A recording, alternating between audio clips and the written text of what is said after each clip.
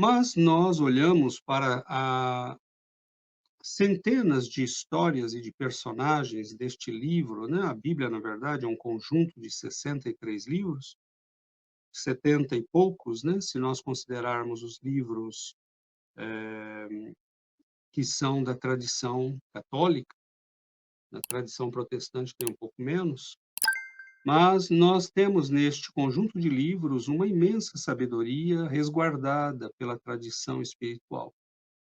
Vemos, por exemplo, a belíssima história, né, da ida do povo judeu para o Egito e a saída do povo judeu para o Egito. E nós podemos dar um exemplo de como leremos estas histórias do ponto de vista espírita. Nós vemos que todos conhecemos, né, e faremos um resumo rápido para poder entrar no aspecto propriamente espírita. Mas nós sabemos que Jacó, né, teve 12 filhos e que um destes, né, José, foi causa de ciúme, de desavença entre seus irmãos, que se sentiam muito enciumados da preferência, do carinho que o pai dava ao mais novo.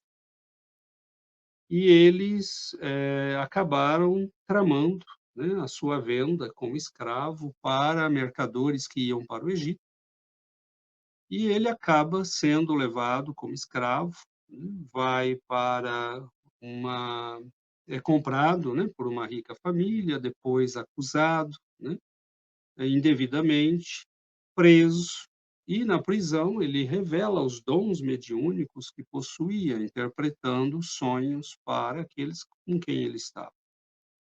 Num certo momento, um camareiro, né, estava também preso com ele, é liberado, volta às graças do faraó, e o faraó começa, naquele momento, a ter sonhos, né.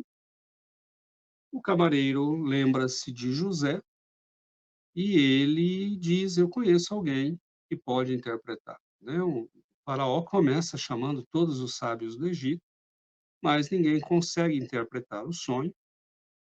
Ele chama então José, né, o sujeito se lembra de José, manda buscá-lo, ele, né, prepará-lo, ele se apresenta ao faraó, e ele interpreta o famoso sonho, né, das 7 vacas gordas, né, que saem do Nilo e que depois são devoradas por 7 vacas magras. E ele prediz ao faraó que aquilo seriam 7 anos de fartura, mas que depois o mundo sofreria uma seca terrível, né, e uma penúria terrível.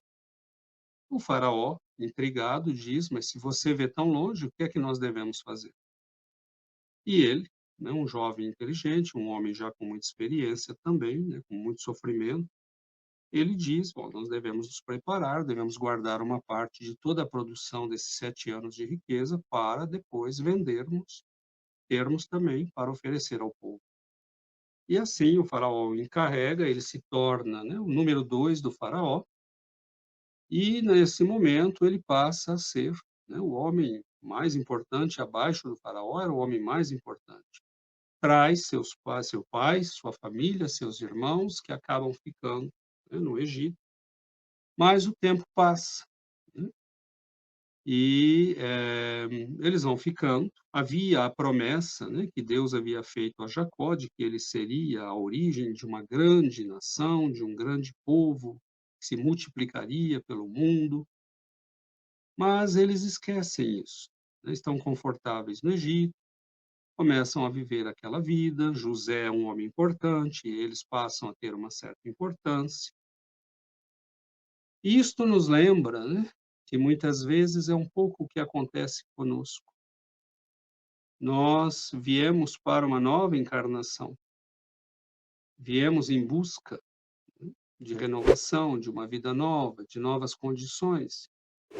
Mas, à medida que o tempo passa, que nós vamos nos acostumando com a vida, com o corpo, com a nova situação, né, muitas vezes deixamos a vida espiritual cheios de esperança, deixamos a condição de sofrimento, muitas vezes nas faixas mais difíceis da vida espiritual, como deixaram aqueles homens a condição e o medo da fome, da penúria, né?